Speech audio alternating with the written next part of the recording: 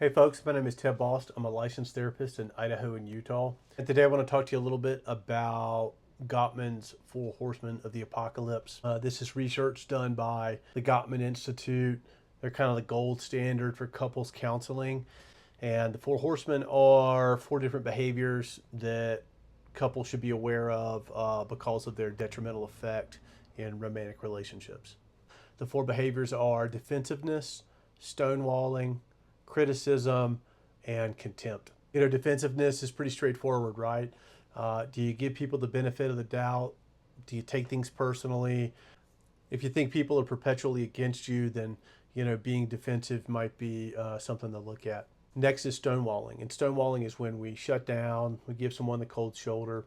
When people are stonewalling, they don't seem to be showing any emotion, but there's a real emotional storm happening underneath the surface. But they don't know how to process it, and maybe they're worried that if they express themselves, they'll kind of go through the roof with it. Okay, the next one is criticism. Obviously, supportive statements are better for relationships. In criticism, it can be detrimental to the people that are close to you.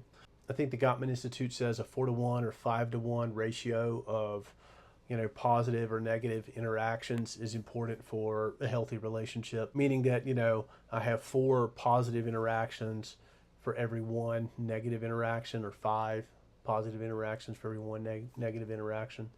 You catch more flies with honey than vinegar, and you certainly are probably going to get more mileage out of your relationship if you offer support rather than criticism. And last, and Gottman says this one is the most detrimental, is contempt.